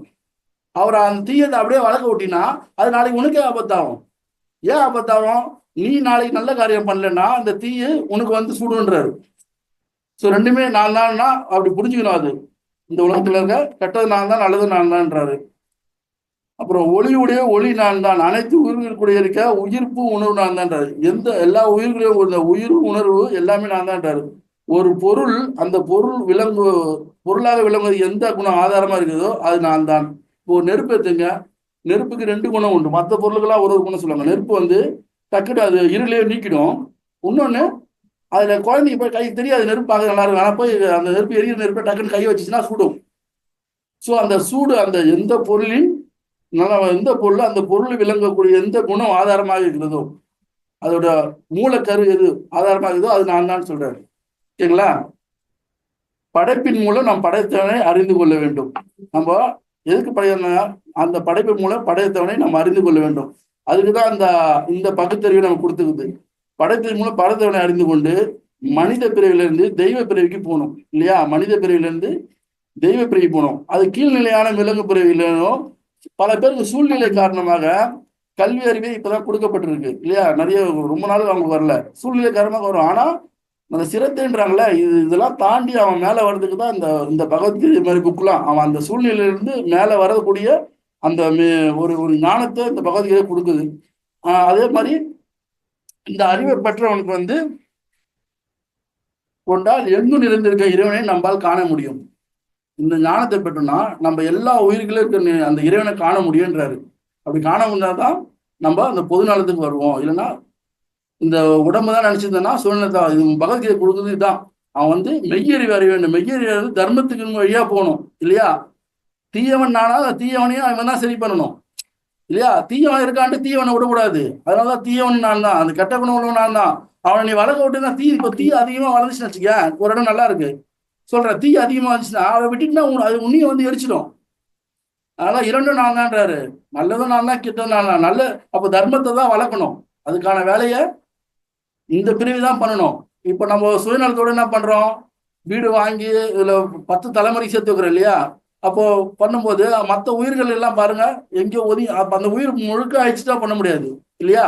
எப்படி சொல்லுவாங்க, சக்தி இல்லைன்னா சிவமும் இல்லை, சிவம் இல்லைன்னா சக்தி. இப்போ ஒருவேளை சக்தி ஃபுல்லாவே போயிடுச்சுன்னா சிவம் தானாவே மறைஞ்சிடும். நீங்க நல்லா அறிவுரை இருக்கணும். அதே மாதிரி சிவம் தானாவே ஃபுல்லா போயிடுச்சுனாலும் சக்தி போடும். அதாவது சக்தி சிவமும் ஒன்றும், சக்தி வந்து சிவத்தை காக்கும், சிவம் வந்து சக்தியை காக்கும். சிவத்துக்கு சக்தி கொடுக்கும், சிவம் வந்து சக்தியை காக்கும். அதனாலதான் அந்த உள்ள இருக்கிறது வந்து உருவெல்லாம் வச்சிருக்க மாட்டாங்க. அதை ஒரு அந்த அந்த காலத்தோடைய அந்த அறிவியல் பூர்வமா வச்சிருக்காங்க இல்லையா? நீங்களும் படைத்தவனை படைப்பின் மூலமாக அறிய வேண்டும். நன்றி சார். சொல்லுங்க சார். ஆக்சுவலா உங்களுக்கு தான் வந்து தொண்டை கட்டி இருக்கணும், எனக்கு ஏன் தொண்டை கட்டிச்சுன்னு தெரியல. நீங்க பேசுறதை கேட்டு தொண்டை கட்டிச்சு போல. ரொம்ப இயல்பா பேசுனீங்கன்னா. பாமரனின் பகவத்கீதை அப்படின்ற ஒரு புத்தகத்தை உங்ககிட்ட நான் பேசும்போது கூட சொன்னேன், நீங்க நல்லா பண்ணுவீங்கண்ணா அப்படின்னுட்டு. அதை விட சிறப்பாகவே பண்ணியிருக்கீங்க. என்னை விட வந்து உங்களுக்கான கமெண்ட்ஸ் வர்றதுல வந்து நிறைய பேர் இருக்காங்க, உங்களுடைய கமெண்ட்ஸ் கேட்டுடலாம். சார் வணக்கம் சார். அதான் சார், மணி சார் வந்து பாயிண்டா பேசினாரு. அவர் பேசும்போது ரொம்ப எக்ஸ்பீரியன்ஸா பொறுமையா பேசினாரு. நிறைய கருத்துக்களும் சொன்னாரு. அது எல்லாமே நம்ம எடுத்துக்கணும். அந்த புக்கோட அந்த இம்பார்ட்டன்ஸ் வந்து ரொம்ப நல்லா புரியுற மாதிரி சொன்னாரு. தேங்க்யூ மணி அண்ணா, தேங்க்ஸ். ரொம்ப நல்லா பேசுனீங்க மணி. ரொம்ப கேஷுவலா நீங்க 2வது தடவை பேசுனீங்கன்னு சொன்னீங்க, ஆனா அந்த மாதிரி இல்ல, ரொம்ப அழகா பிரசன்ட் பண்ணீங்க. Thank you sir. Thank you sir. Thank you. இந்த சில பேர் ஃபர்ஸ்ட் டைம் ஜாயின் பண்ணிருக்காங்க. மோகன் சார் ஜாயின் பண்ணிருக்காரு, நெருங்கிய நண்பர். பேசுங்க சார். சரி. எனக்கு ரொம்ப ரொம்ப மகிழ்ச்சியா இருக்கு பார்க்கறதுக்கு, அதை கேட்கறதுக்கு. அவரை தெரியும் எனக்கு. நான் எதிர்பார்க்கல இப்படி ஒரு அருமையான ஒரு பேச்சு அவர்கிட்டேருந்து வரும்னு. அப்ப முரளியை ரொம்ப பாராட்டணும். ஏன்னா அவருக்கு வந்து ஒரு சாரதி மாதிரி ஒரு கண்ணன் மாதிரி இவர் இருப்பாரு, கூட்டிட்டு போவாரு, எல்லாம் பண்ணுவாருன்னு தான் நான் நினைச்சேன். பார்த்தா உண்மையாவே கண்ணனுடைய வார்த்தைகளை அப்படியே அற்புதமா பேசுறாரு. இந்த சிவன் பார்வதி எல்லாம் நான் இவர் சொல்லுவாருன்னெல்லாம் இது நிறைய படிச்சிருந்தா தான் இவ்வளவு சொல்ல முடியும். அதனால அவருக்கு அறிவு தாகமும் நிறைய இருக்கு, படிச்சுக்கிட்டே இருக்காரு. அதே சமயத்துல எனக்கு பிடிச்ச பாணியில சொல்றாரு. எனக்கு இதுதான் பிடிக்கும். எனக்கு பொதுவாகவே இந்த மாதிரி ரொம்ப அப்படியே இந்த இலக்கிய பூர்வமா அறிவுபூர்வமா பேசும்போது அவ்வளவு மனசு ஈடுபடாது. இது ரொம்ப இந்த ஆத்மார்த்தம்னு சொல்லுவாங்களா, இதயபூர்வமாக பேசுதல்னு, அது வந்து என்ன கேட்டா மணிவண்ணன்ட்டு இது கத்துக்கணும் நம்மளாம். அதனால ரொம்ப ரொம்ப நேச்சுரலா இருந்தது. ரொம்ப எந்த விதமான செயற்கையும் இல்லை. உண்மையிலேயே புவனாவையும் முரளியும் ரொம்ப ரொம்ப பாராட்டணும். இது போல உண்மையான குழந்தை இவர் தான் உங்களுடைய உண்மையான குழந்தை. நல்ல சிறப்பாக வளர்த்துங்க. நான் அவர் பேசுறாருங்கிற தகவல் கேட்ட உடனே ரொம்ப மகிழ்ச்சி ஆயிடுச்சு. எப்படியாவது சேர்ந்துன்னு சொல்லிட்டு கொஞ்சம் உடல் ஒரு மாதிரி இருக்கு, பரவாயில்ல சேர்ந்துருவோம், எப்படியாவது கேட்டுருவோம்னு சொல்லிட்டு முயற்சி பண்ணேன். சேர்ந்துட்டேன். நான் முழுசா கேட்டேன். ரொம்ப நல்லா இருக்கு. இந்த புத்தகமே ரொம்ப சிறப்பா முரளி வந்து எளிமையானவர்களுக்காக தான் சொல்லியிருக்காரு.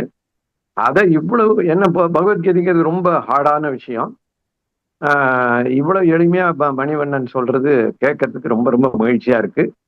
அவருக்கு என்னுடைய இன்னும் நிறைய படிச்சு இன்னும் நல்ல வாழ்த்துக்களை நிறைய சொல்லணுங்கிற வாழ்த்துக்கள் சொல்றேன். மற்றபடி எனக்கு ரொம்ப வருடம் ஆச்சு சேவாலயாவுக்கு வரணும் போகணுங்கன்னு நினைக்கிறேன். உங்களெல்லாம் நேரில் சந்திக்கணும்னு ஆசைப்படுறேன். ரொம்ப மகிழ்ச்சி. இது வந்து அப்பப்போ நடக்கிறது. இனிமேல் தகவல் கிடைச்சா நான் இணைஞ்சுக்கிறேன். நான் முடிஞ்ச அளவுக்கெல்லாம் இணைஞ்சுக்கிறேன். 3 பேருக்கு மீண்டும் நன்றி. புவனா, முரளி, அப்புறம் மணிவண்ணன். மணிவண்ணனுக்கு என்னுடைய பாராட்டுக்கள், வாழ்த்துக்கள், ஆசிகள். நன்றி. நன்றி சார். தேங்க்யூ ஸோ மச் மோகன் சார். Good evening all. வேக்கா ஹியர். மணிவண்ணன் அண்ணா சூப்பரா பண்ணிட்டீங்க. எக்ஸ்ட்ராடினரியா இருந்தது. ஆக்சுவலி நீங்க உட்காருங்க. ஒரு வார்த்தையும் அவரு சொன்னது அது வந்து நமக்கு அப்படியே இமேஜினேஷனா வந்தது. எனக்கு அவரு சொல்ல எனக்கு அந்த புக் வந்து அவர் அந்த படம் மாதிரி போட்டு காமிச்சிட்டாரு. ஒரு வார்த்தைகளுக்குமே ரொம்ப ஆழமான கருத்துக்கள் இருக்கு. ஆக்சுவலி நீங்க 2வது வாட்டி இது யூடியூப்ல இருக்கும், நீங்க 2வது வாட்டி கூட எனக்கு பார்க்கும்போது அதான் தோணுச்சு. 2வது வாட்டி கேட்டா கூட ரொம்ப ஆழமான கருத்துக்கள்ல சொல்லியிருந்தாரு. அந்த விஞ்ஞானத்தையும் மெய்ஞானத்தையும் எப்படி கனெக்ட் பண்றோம், அது எப்படி ரீச் ஆகணும், ஆன்ம சுத்தி எல்லாமே ரொம்ப அழகா சொல்லியிருந்தாரு. இது எல்லாமே நம்ம பின்பற்ற வேண்டிய ஒண்ணு. நம்ம எங்கெங்கெல்லாம் லேக் ஆயிருக்கோம், எதெல்லாம் பண்ணணும் அப்படின்றது ரொம்ப மோட்டிவேஷனா இருந்தது. பட் எக்ஸ்ட்ராடினரியா பேசினாரு. ரொம்ப நார்மல் தமிழ்ல எல்லாருக்கும் புரியுற மாதிரி. தேங்க்ஸ். ரொம்ப பிரமாதமா இருக்கு. மணியண்ணாது புக் ரிவ்யூ ரொம்ப சூப்பரா இருந்தது. ஒரே வாரத்துல முடிக்க முடியாது. அவரும் அவ்வளவு நோட்ஸ் எடுத்திருந்தாரு. எல்லாமே நிறைய கண்டென்ட் உள்ள இருந்தது. கிட்டத்தட்ட இந்த 1 hour கிட்ட பேசியிருப்பாரு. ஒரு பாயிண்ட் கூட நான் மிஸ் பண்ணல. ஸோ எல்லா பாயிண்ட்டுமே கேட்டிருந்தேன். மறுபடியும் யூடியூப்ல ரிவைஸ்டு கேட்கலான்னு தான் இருக்கேன். முரளி சாரோட எய்மே பாமரருக்கு அது புரியணுன்றது தான். ஆனா அதை வந்து அவரே வந்து ஒரு பாமரரே வந்து ஒரு புக் ரிவ்யூ பண்ற அளவுக்கு அந்த புக்கை அவ்வளவு சிம்பிளிஃபைடா எழுதியிருக்காருன்றது தெரிய வருது. ஸோ நானும் அந்த புக்கை வாங்கியிருக்கேன், படிச்சுட்டு இருக்கேன். சூப்பரா இருக்கு கண்டென்ட் எல்லாமே. எக்ஸ்ட்ராவும் ஆட் பண்ணி மணியண்ணா சொன்னது ரொம்ப சூப்பரா இருக்கணும். நல்ல எஃபர்ட் போட்டிருக்காரு. தேங்க்யூ. ரொம்ப பிரமாதமா சொல்லியிருந்தாரு. சக்தி சிவன் 2 பேருக்கும் எக்ஸ்பிளனேஷன் கொடுத்து, விநாயகர் ஏன் வந்து சிவன் பக்கத்துலயும் சக்தி பக்கத்துல ஏன் வந்து முருகர் உட்கார்ந்துட்டு இருக்காரு, இந்த மாதிரி எல்லா விதமாவும் எல்லாருக்கும் புரியுற மாதிரி ரொம்ப அழகா சொல்லியிருந்தாரு. சிரத்தை பற்றின்மை அதை பத்தி நல்ல எக்ஸ்பிளனேஷன். ஒரு விஷயமும் எல்லாம் ஆழமா ரொம்ப பிரமாதமா அழகா எடுத்து சொல்லியிருந்தாரு. ரொம்ப தேங்க்ஸ். மணியா பண்ணிட்ட மணி. ஒரே அழகா ரொம்ப அவ்வளவு ஃப்ளோ. ஐயோ அசந்துட்டேன். அந்த த்ரோ இருக்கே கொஞ்சம் கண்டினியூஸ். ஒரு காலேஜ் ப்ரொஃபசர் மாதிரி அசராம சூப்பரா பண்ணிட்டீங்க. முக்கியமா வந்து லாஸ்ட் வீக் அந்த இது அனலைஸ் பண்ணி ரொம்ப இது பண்ணி ஆன்ம நலன் பத்தி அதையும் எல்லா உயிரும் நம்மடதாங்கிறத திரும்ப அழகா நீங்க இது பண்ணீங்க. Present tense, past tense, future tense நீங்க ஸ்கூலுக்கு போனீங்கன்னா டென்ஸ் எல்லாம் அலசுனீங்க இன்னைக்கு. ஸோ டென்ஷன் இல்லாம கேட்க முடிஞ்சது. ரொம்ப அற்புதமா பண்ணீங்க. அந்த இறைநிலை பத்தி அதுக்கு கண்டிப்பா ரிஸ்க் எடுக்கணுன்றதெல்லாம் ரொம்ப நல்லா இருந்தது மணி. ஸோ மற்ற பாயிண்ட்லாம் நிறைய கவர் பண்ணியிருக்காங்க. First class review. தேங்க்யூ. நன்றி வணக்கம் சார், ரொம்ப நல்லா பேசுனீங்க, நல்லா புரிஞ்சுது. நன்றிம்மா நன்றிம்மா. ஆனா நீங்க நல்லா பேசுனீங்களா, நல்லா புரிஞ்சுதான், அதுதான் அவங்க அப்படி சொல்லிட்டு போறாங்க. புரிஞ்சுது. அடுத்தது உமா சங்கரி மேம். ரொம்ப நல்லா பேசுனீங்க, ரொம்ப இயல்பா இருந்துச்சு. இல்ல பற்று சிரத்தை இதெல்லாம் சொல்லியிருந்தீங்க, ரொம்ப கிளியரா இருந்தது.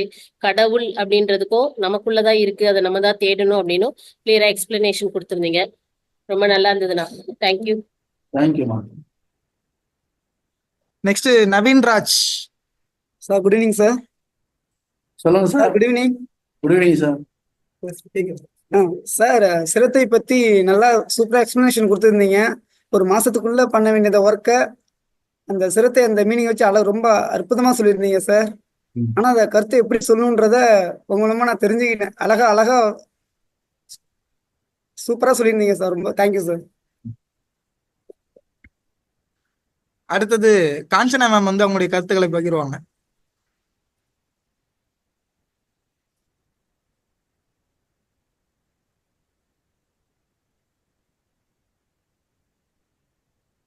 மணியண்ணா, ரொம்ப நல்லா இருந்துச்சுண்ணா உங்களோட ரிவ்யூ. உங்களோட ஸ்டைல்ல ரொம்ப கேட்கலமா கேட்கல. ஃப்ளோ, எந்த ஒரு டிஸ்டர்பன்ஸும் இல்லாம நல்லா போயிட்டே இருந்துச்சு. துன்பம் இல்லைன்னா இன்பத்தோட அருமை தெரியவே தெரியாது அப்படின்னு சொன்ன விஷயம்.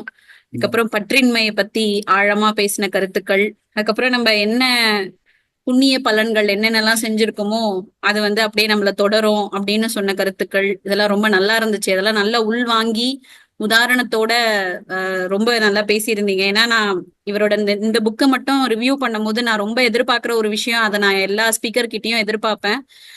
வெறும் அந்த ஜிஸ்ட்டை மட்டும் எடுத்துட்டு ரொம்ப லைட்டா சொல்ற மாதிரி இருக்கும். ஆனா அவர் சொன்ன எக்ஸாம்பிள்ஸே கொஞ்சம் ஆழமா சொன்னாலே கண்டிப்பா ஒரு 40 to 45 minutes நல்லாவே பேச முடியும். அது இன்னும் நல்லா எடுத்துட்டு போனா பெட்டரா இருக்கும்னு ஒவ்வொரு முறையும் தோணும். ஸோ நீங்க அது வந்து கான்ஸ்டன்டா எனக்கு கொடுத்துருக்கிற இந்த அத்தியாயத்தை எக்காரணத்தை கொண்டும் மாத்தாதீங்க. நீங்க எத்தனை பேரை வேணாலும் மாத்திக்கோங்க, எந்த ரிவ்யூ வேணாலும் முன்னாடி பின்னாடி போடுங்க, ஆனா எனக்கு இருக்கிற இந்த அத்தியாயத்தை மட்டும் மாத்தவே மாத்தாதீங்கன்னு நீங்க ஸ்ட்ராங்கா நின்று இந்த அத்தியாயத்துக்குள்ளேயே நல்ல ப்ரிப்பரேஷன் ஃபுல்லா பண்ணிருக்கீங்கன்றது நல்லா தெரியுது. ஸோ அதனால உங்களால கான்ஃபிடென்ட்டா இதை வந்து ஒரு ஃப்ளோல அப்படியே எக்ஸ்பிரஸ் பண்ணவும் முடிஞ்சிருந்தது. ரொம்ப நல்ல எஃபர்ட்ண்ணா. Thank you so much. தேங்க்யூமா. ஏன்னா நான் ஏன் கேட்டேன்னா, அவர் நடுவுல வந்து மாத்தினார் இல்லையா, எனக்கு நான் வண்டியில போயிட்டே இருக்கிறேன். ஒரே நிமிஷம்ண்ணா. ஓகே, பேசுங்க. என்னன்னா நம்ம வண்டி பயணத்துக்கு போறோம், டக்குனு கிட்ட வந்து மாத்தினாங்கன்னா நம்ம அது படிக்கிற டைம் இல்லாம போச்சுன்னா கஷ்டன்றதால தான் சார் மாத்தாதீங்க, இது கொடுத்துட்டீங்க அப்படியே இருக்கட்டும்ட்டேன். மணிவண்ணன். மணிவண்ணன், சொல்லுங்க மேடம். சொல்லுங்க மேடம். பார்த்த சாரதி சொன்ன கீதையை எங்கள் சாரதி வாயால கேட்டது ரொம்ப சந்தோஷம். Thank you madam. மணிவண்ணன், அற்புதமா பண்ணீங்க. கத்துக்கணுங்கிற ஆர்வம் எல்லா கீதா லெக்சர்ஸ்க்கும் கூட்டிட்டு போனா நீங்க எல்லாம் நிறைய ஓம்காரானந்தா அதெல்லாமும் நிறைய கேட்டிருக்கீங்க. ஸோ அதெல்லாம் உங்ககிட்ட அந்த விஷயங்களை தெரிஞ்சுக்கணும், விஷயத்தை புரிஞ்சுக்கணும், அதை அனலைஸ் பண்றது, அதை பத்தி பேசுறது எப்பவுமே நான் ரொம்ப வியந்து பாக்குறது. உங்களை நல்லா இருக்கும். ரொம்ப மரியாதையா நீங்க வாங்கன்றேன். படியா படிச்சு கருத்தை உள்வாங்கி அது எல்லாரும் சொன்னதான் ஆழமா நல்லா பேசினேன். ரொம்ப சந்தோஷமா இருக்கு இவ்வளவு நல்ல புக் ரிவ்யூ பண்ணது. வாழ்த்துக்கள் அண்ட் நன்றி. தேங்க்யூ. ஸோ மணிவண்ணன் வந்து அவரோட ஸ்பெஷாலிட்டி என்னன்னு சொன்னா, எப்ப பாரு சிரிச்சுட்டே இருப்பான். அவன் கூட நம்ம வண்டியில போனோம்னு சொன்னாக்கா ஏதாவது ஜோக் அடிச்சுட்டு இருப்பான், உடனே ஏதாவது ஒரு சிரிப்பு பண்ணிட்டு இருப்பான், எல்லாம் சிரிச்சுட்டே போயிட்டு இருப்போம். இதை நீங்க யோசிச்சு பார்க்கணும். கடந்த ஒரு 20 வருஷமா நினைக்கிறேன் எனக்கு டிரைவரா இருக்கான், அதுக்கப்புறமா அவன் சிரிக்கிறான். இதுக்கு எவ்வளவு பெரிய திறமை வேணும் அதுக்கு. ஏன்னா இவன் வந்து லைஃப்ல அதோட நிறைய கஷ்டங்கள்லாம் பார்த்துட்டான். மணிவண்ணன் பகவத்கீதை பத்தி பேசுறதுங்கிறத விட மணிவண்ணன் லைஃபே வந்து பகவத்கீதை ஏற்கனவே படிச்சு முடிச்ச ஆள் தான் இருக்க முடியும். அந்த மாதிரி ஒரு லைஃப் மணிவண்ணனுக்கு. 6ஆம் கிளாஸ் வரைக்கும் படிச்சியா முதல்ல? அவன் 4 மணிவண்ணன் ஒரே ஸ்கூல். ஏழாவது சார். ஆமா, 7ஆம் கிளாஸ். நானும் மணிவண்ணனும் 2 பேரும் ஒரே ஸ்கூல். ஆனா வேற வேற பீரியட்ல 2 பேரும் கிளாஸ்மேட் நினைச்சு போறீங்க. அப்படி இல்லை, 2 பேரும் PSI school. PSI school north தான். ஒரு காலத்துல வந்து மயிலாப்பூர்ல வந்து பாய்ஸ்னா பிஎஸ்சி ஸ்கூல் போவாங்க, கேர்ள்ஸ்னா லேடிஸ் போவாங்க. 2 ஸ்கூல் தான், வேற சாய்ஸே கிடையாது. அவ்வளவுதான் இருந்தது. ஸோ நான் படித்த காலத்தில் பிஎஸ்சி ஸ்கூல் நார்த்து நான் படிச்சுட்டு இருந்தேன். அதுக்கப்புறம் பல வருஷங்கள் கழிச்சு மணிவண்ணன் அதே ஸ்கூலில் திருப்பி அதே பிஎஸ்சி ஸ்கூல் நார்த்தில் படிச்சிருக்கான். 7ஆவது படிச்சுட்டு இருக்கும்போது அப்பா இறந்துட்டாரு. So discontinued. வீட்டில் வந்து அம்மா, அவனுக்கு வந்து பிரதரு சிஸ்டரு எல்லாம் இருக்காங்க. எல்லாரையும் காப்பாற்ற வேண்டிய பொறுப்பு 7ஆம் கிளாஸ் படிக்கும்போது அவன் தலைமையில் வந்துடுச்சு. அதனால வந்து படிப்பை நிறுத்தியாச்சு. நிறுத்திட்டு ஒரு டொபாக்கோ ஒரு பெயிண்ட் டப்பா கம்பெனி, அந்த மாதிரி ஒரு கம்பெனி. அங்கே என்ன அவனுக்கு வேலைன்னு சொன்னாக்கா, இந்த பிராண்டட் பெயிண்ட் டப்பாலாம் இருக்கும், டப்பா மட்டும் தான் இருக்கும். அதில் வந்து இவன் வந்து சாக் பீஸை வந்து கலர் சாக் பீஸ்லாம் போட்டு எல்லாம் உடச்சி அதில் தண்ணி ஊற்றி எண்ணெயை ஊற்றி ஏதோ பண்ணி பெயிண்ட் மாதிரி கொண்டு வந்து அந்த டொபாக்கோ அந்த டப்பாக்குள்ள போட்டு டூப்ளிகேட் பெயிண்ட் சாக் பீஸ் தயார் பண்ணுவானா மணிவண்ணனுக்கு. அந்த மாதிரி ஏதோ பவுடரை கொடுத்து அதை தேய்ச்சி அதில் தண்ணியை ஊற்றி எண்ணெயை ஊற்றி ஏதோ பண்ணி அது பெயிண்ட் மாதிரி பண்ணது. அது ஏஷியன் பெயிண்ட் டப்பா இருக்கும். அந்த டப்பாவில் ஊற்றிட வேண்டியது. ஊற்றி அவர் ஃப்ரெண்டில் வச்சு அதை வித்துட்டு இருப்பாரு. ஏஷியன் பெயிண்ட் வித்துட்டு இருப்பாரு. அது தயார் பண்ணுற வேலை மணிவண்ணனுடைய வேலை. இந்த மாதிரி ஜாப் எங்கேயோ போய் ஜாயின் பண்ணி அதுக்கப்புறம் எங்கேயோ போய் டிரைவர் இண்டஸ்ட்ரியெல்லாம் போய் சேர்ந்துருக்கேன். அந்த மாதிரிலாம் எங்கேயோ வேலைக்கெல்லாம் போயிட்டு அதுக்கப்புறம் வந்து டிரைவிங் கற்றுக்கிட்டு டிரைவர் ஆகணும்னு சொல்லி கண்ட கெடுக்கிட்ட அரசியல்வாதிகள் அவருக்கெல்லாம் டிரைவராக இருந்திருக்கான். இது அதே சொல்லி அந்த கதையெல்லாம் சொல்லியிருக்கான். அவங்களோட போனான்னு சொன்னாக்கா நைட்டு 9 மணி மேலே தான் மீட்டிங் ஆரம்பிக்கும். அவங்க பப்ளிக் மீட்டிங் பேசும்போது 12 மணி 1 மணிக்கு மேலே தான் மீட்டிங் முடியும். அதுக்கப்புறம் டின்னர் என்னன்னு சொன்னால் ஆக்சுவலாக ஆடு மாடு தான் அந்த தலையை வெட்டி கொண்டு வந்து அப்படியே வைப்பாங்க. அந்த மாதிரி நான்வெஜ். நான்வெஜ்னா ரொம்ப பயங்கரமான நான்வெஜ். அது நைட்டு 1 மணிக்கு கொடுப்பாங்களாம். அதுதான் சாப்பாடு. சார் இது சாப்பிட்டு எனக்கு வயிறு சரியில்லைன்னா சொன்னாங்க. அதெல்லாம் கிடையாது, இதுதான் சாப்பிட்டு ஆகணுன்ற மாதிரி ஃபோர்ஸ் பண்ணுவாங்களாம். அந்த மாதிரி இடங்கள்லாம் இருந்துட்டு எங்கேயோ ஒரு வழியாக சேவாலயா வரணும்னு சொல்லி சேவாலயா வந்து ஜாயின் பண்ணி போனால் எப்பவுமே கிண்டல் அடிப்பா. அவனுக்கு வந்து எக்ஸ்பீரியன்ஸ் 20 வருஷம்னு சொன்னாக்கா, இல்லை 20 வருஷம் மைனஸ் 1 வாரம் அப்படின்வான். ஏன்னா நடுவில் 1 வாரம் கோச்சிங் போயிட்டான். அதுக்கப்புறம் திரும்பி வந்து ஜாயின் பண்ணான். உடனே இந்த மாதிரி திரும்பி இங்கே வந்து சேர்ந்ததால இப்போ என்னாச்சுன்னா போனோம் சொன்னான். இப்போ நாங்கள் எங்கே போனாலும் கூட வந்துட்டு இருக்கான். இப்போ இந்த சுவாமி ஓங்காரானந்தா சென்னைக்கு வந்து இந்த பகவத்கீதை லெக்சராக நடக்கும்போது நாங்கள் போவோம். அப்போ நான் அவனுக்கு சாய்ஸ் கொடுத்துருவேன். நீங்களை இறக்கி விட்டு போயிடு, நான் காலையிலேருந்து வண்டி ஓட்டிகிட்டே இருக்கேன். இன்னைக்கு வீட்டில் போய் ரெஸ்டாரண்ட் எடுத்துக்கோ. நம்ம ஈவினிங் 6:30 ஆரம்பிச்சு 8 மணிக்கு முடியும். அப்புறம் எங்களை வீட்டில் வருது நைட் 8:30 ஆகும் போகணும். 6:30 மணிக்கு எங்களை இறக்கி விட்டு போயிட்டான்னாக்கா, அதுவும் ½ ஹவர் முன்னாடி போனால் சீட்டு கிடைக்கும். அவங்க அதனால 6 மணிக்கு இறக்கி விட்டுருந்தான். எங்களை இறக்கி விட்டாச்சுன்னா அவன் ஃப்ரீ. அதுக்கப்புறம் அவன் பாட்டு கிளம்பி போயிட்டான். இல்லை சார் நானும் கேட்குறேன். அதனால வந்து உள்ள வந்து உட்காந்துருப்பான். உட்காந்து முழுக்க ஓங்காரானந்தருடைய அந்த பகவத்கீதை லெக்சர்ஸ் ஆல்மோஸ்ட் எல்லா அத்தியாயமும் ஃபுல்லாக கேட்டிருக்கான். நிறைய விஷயங்கள் வந்து அந்த மாதிரி காதில் விழுந்திருக்கு. ஸோ இப்போ இந்த இதில் சொல்லும்போதே சொன்னார் இல்லையா, இந்த பகவத்கீதை காலத்தில் வந்து 1000 பேரில் 1000ல் ஒருத்தர் தான் வந்து ஆன்ம ஞானம் கிடைக்கும் அப்படின்னு சொல்லிட்டு, இது இப்போ கோடியில் ஒருத்தர் சொல்லலாம், இப்போ 10 கோடியில் ஒருத்தர் 100 கோடியில் ஒருத்தர் தான் ஆன்ம ஞானம்லாம் கிடைக்கக்கூடிய அந்த வாய்ப்பு கிடைக்கும். பூர்வ ஜென்ம புண்ணியம் இருந்தால் தான் இந்த லெக்சரை அட்டன் பண்ண முடியும். ரைட்டா? பகவத்கீதை பற்றி ஒருத்தர் பேசுகிறாங்கன்னு சொன்னால் அதில் ஜாயின் பண்ணி கேட்குறீங்கன்னா நீங்கள் முன்னாடி எப்பயோ ஒரு புண்ணியம் பண்ணி தான் அதை உட்கார முடியும். ஸோ அந்த மாதிரி வந்து ஓங்காரானந்தா லெக்சரை முழுக்க உட்காந்து கேட்குற மாதிரி ஒரு லெவலில் ஒரு 7ஆம் கிளாஸ் டிஸ்கண்டினியூ பண்ணியிருக்கிற ஒரு ஃபேமிலியில் வரக்கூடிய ஒரு பையன். அவன் யார் வருவாங்க அந்த மாதிரிலாம் வரவே மாட்டாங்க. அங்கே வந்து உட்காந்துருக்கலாம் எல்லாம் பெரிய படிப்பாளிகள், மிகப்பெரிய ஞானிகள்னு அவங்களுக்கு நினச்சிட்டு அவன் தான் உட்காந்துருக்காங்க. ஏன்னா பகவத்கீதை எனக்கு தான், நான் நிறைய படிச்சிருக்கேன். ஸோ நான் தான் வரணுன்ற மாதிரி அந்த மாதிரி ஒரு கேங்கு தான் நிறைய இருக்கும் அங்கே. எனக்கு தெரிஞ்சு அங்கே வந்து பிராமினா இல்லாத ஆள் வரதே மணிவண்ணன் ஒரு ஆள் தான். படிப்பு விட்டுருக்கேன், வெறும் ஐயர் கூட்டமாக தான் இருக்கும். அங்கே வேற யாரும் வரமாட்டாங்க. இதெல்லாம் ஐயருக்கு மட்டும்தான், மற்றவங்களாம் கிடையாது. அப்படிங்கும்போது நாங்கள் உன்னுடைய விஷயத்த சொல்றதுக்காக நான் சொல்றப்பா கோச்சிக்காத. மணிவண்ணன் வந்து பிறப்பார எஸ்சி. ரைட்டா? ஸோ ஒரு எஸ்சி வந்து உட்காந்து ஓங்காரானந்தர் லெக்சரில் உட்காந்து ஃபுல்லாக லெக்சரை கேட்கறது அப்படின்னு சொன்னா இது பூர்வ ஜென்ம புண்ணியம் தான் நடக்கும், இல்லாட்டி நடக்காது. ஸோ அந்த மாதிரி நிறைய கேட்டிருக்கான்றதால இன்னைக்கு இந்த புக்கு படிக்கும் போது நிறைய விஷயம் நான் ஓங்காரானந்தரில் கேட்டதான் நான் எழுதியிருக்கேன். நான் வந்து ஒரிஜினலாக ஒன்றும் எழுதுறது. ரைட்டா? அதனால எனக்கு தெரிஞ்ச வந்தாலும் காப்பி அடிக்கிறேன். நல்லா காப்பி அடிச்சிருக்காரு, அவர் சொன்னதை அப்படியே எழுதியிருக்காரு அப்படின்னு புரிஞ்சுட்டு இருப்பான்.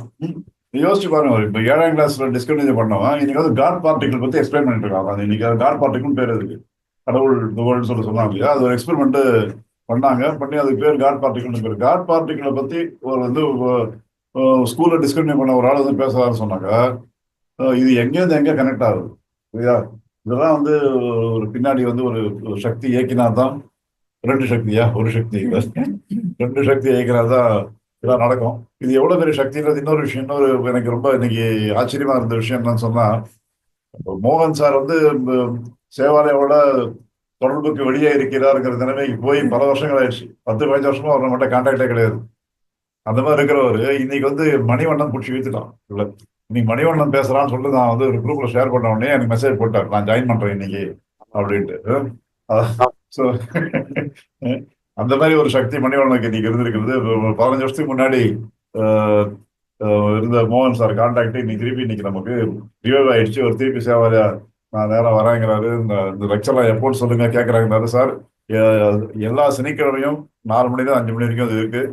அந்த லிங்கை நான் வந்து முக்கால்வாசி டைம் எனக்கு டைம் ஃப்ரீயா இருக்கும்போது நம்ம அந்த காந்தி ஸ்டேஷன் குரூப்ல நான் போடுறேன். ஒரு சில சமயம் நான் டைட் ஆகிட்டு தான் அதனால அதை ஷேர் பண்ண முடியாமல் போயிடுது. பட் இந்த வாட்டி ஞாபகம் வச்சு கரெக்டாக இன்னும் உங்களுக்கு பண்ணிடுறேன். நீங்க வாரம் வரேன்னு சொல்றீங்க, அதனால எவ்ரி வீக் இந்த மாதிரி ஒரு ஏதாவது ஒரு புக்கு. இப்போ கொஞ்ச நாள் அந்த பகவத்கீதை புக்கு தான் போயிட்டு இருக்கு. ஏன்னா அதை ஒருத்தராகவே பண்ண முடியல. இந்த 40 மினிட்ஸ்க்குள்ள வந்து மொத்த கீதையும் பேச முடியல. அதனால ஆளுக்கு 2 சாப்டர் 3 சாப்டர்னு பிரிச்சு கொடுத்து பேச வச்சுட்டு இருக்காங்க. ஸோ இன்னொரு 2 மாசத்துக்கு இது ஓடும். பகவத்கீதை தான் ஓடும் அடுத்த 2 மந்த்ஸுக்கு. அதுக்கப்புறம் வேற ஏதாவது ஒரு புக்கு ஆகும். மோகன் சாருமே கூட எதனா ஒரு புக் எடுத்து அவரு கூட பேசலாம். போயிட்டாரா? அதே மாதிரி இவர் கூட நம்ம வெட்னஸ்டே ஸ்டடி சர்க்கிள்ல இவர் கூட பேசலாம். சரவணன் சொல்றேன் நான். காந்தி புக் மணிவண்ணன் கண்டிப்பா அங்கேயும் பேசலாம். அதான் அதாவது பேச்சு திறமை தான் வேண்டியது இல்லை. ஆமா, ஆத்மா பேசலாம். திறமைன்றது ஒரு நெகட்டிவ் குவாலிஃபிகேஷன். ஆமா, உண்மை தேவையில்லாத குவாலிஃபிகேஷன். நம்ம என்ன ஃபீல் பண்றோமோ அதை சொல்ல போறோம், அவ்வளவுதான். இவர் ரொம்ப திறமையா இருந்து ரொம்ப அடுக்குமுறை தான் பேசியிருந்தோம்னு சொன்னாக்கா அது ஒண்ணும் பிரயோஜனம் இல்லாம போயிடுது. அதனால மணிவண்ணன் அதான் ஆத்மாத்மா மனதார பேசுறாரு. அது ரொம்ப கஷ்டம், அந்த மாதிரி பேச முடியாது. ஃபீல் பண்ணதா பேசினா தான் போறோம். அது ரொம்ப அதுக்கான ரீச் வந்து எவ்வளவு பெரிய பேச்சு திறமை இருந்தாலும் ரீச் அது போகாது. ஸோ நம்ம ஃபீல் பண்ணி பேசணும், அவ்வளவுதான். ரைட், ரொம்ப அருமையான பேச்சா இருந்தது. ஸோ ஜஸ்ட் ஓரளவு கோடிட்டு காமிச்சேன் மணிவண்ணனுடைய வாழ்க்கை வரலாறு. ஸோ அந்த மாதிரி ஒரு பேக்ரவுண்ட் இருக்கும்போது சிரிச்சுட்டே இருக்கான் அப்படின்னாக்கா யோசிச்சு பாருங்க. மற்ற பல பேர் வந்து இவ்வளவு கஷ்டம் கிடையாது. ஆனா வந்து சுடுமூஞ்சா இருக்கும், அழுதுட்டே இருக்கும். ஐயோ எனக்கு ரொம்ப கஷ்டமா இருக்கு லைஃப் அப்படின்னு நினைக்கிறோம். மணிவண்ணனுடைய லைஃப் ரொம்ப கஷ்டமான லைஃப் தான். அவன் தம்பி, அவன் தங்க, இதெல்லாம் என்னென்ன பிரச்சனைலாம் எல்லாம் எனக்கு தெரியும். எனக்கு அதெல்லாம் நான் விரிவா சொல்றேங்க. நிறைய ப்ராப்ளம்ஸ், தினம் ப்ராப்ளம் தான். ஒய்ஃப் விட்டேன், பெரிய ப்ராப்ளம். எல்லா ப்ராப்ளத்தையும் சேர்த்து வச்சுக்கிட்டு அவன் பாட்டுக்கு எல்லாத்தையும் ஒதுக்கி தட்டு ஜாலியா சிரிச்சிட்டு இருக்கான்னு சொன்னா அதுதாங்க பகவத்கீதை. அந்த மாதிரி வாழ தெரிஞ்சாதான் கீதையை புரிஞ்சுட்டு இருக்கான்னு அர்த்தம். நன்றி. எல்லாருமே வந்து அவங்களுடைய கருத்துக்களை பகிர்ந்துட்டாங்க. நானும் வந்து உங்க கூட வந்து அதிகமான நேரம் வந்து செலவு செய்யலைனாலும் இங்க நீங்க கசுவா வரும்போது உங்ககிட்ட நிறைய பேசியிருக்கேன். உங்க மூலியமா நிறைய விஷயங்கள் தெரிஞ்சிட்டு இருக்கேன். ஒரு நல்ல மனிதர் சேவாலியாக்கு கிடைச்சிருக்காங்க. அதே மாதிரி பாமரனின் பகவத்கீதை அப்படின்ற ஒரு புத்தகத்தை சாதாரணமா உங்களுடைய இயல்பு, அதுதான் முன்னாடியே சொல்லிட்டேன். முரளி சார் அதை தான் வந்து இப்ப சொல்லியிருக்காரு. அடுக்கு மொழியில பேசுறதை விட இயல்பான மொழியில பேசுறது, அவங்களுடைய உணர்வுகளோட பேசுறது தான் வந்து ரீச் ஆகும் அப்படின்றது நீங்க வந்து இங்க கொடுத்துருக்கீங்க. ஸோ மீண்டும் உங்களுக்கு வாய்ப்பு கிடைக்கும் போது உங்களுடைய பேசுவதற்கு ஆல்வேஸ் வெல்கம். நாங்க அதுக்கு ஷெட்யூல் போறதுக்கும் நாங்க ரெடியா இருக்கோம். நீங்க புக்கை படிச்சீங்கன்னா கூட சொல்லுங்க, அதுக்கேற்ற மாதிரி பண்ணிக்கலாம். ரொம்ப நல்லா பண்ணியிருக்கீங்கன்னா வாழ்த்துக்கள்ண்ணா.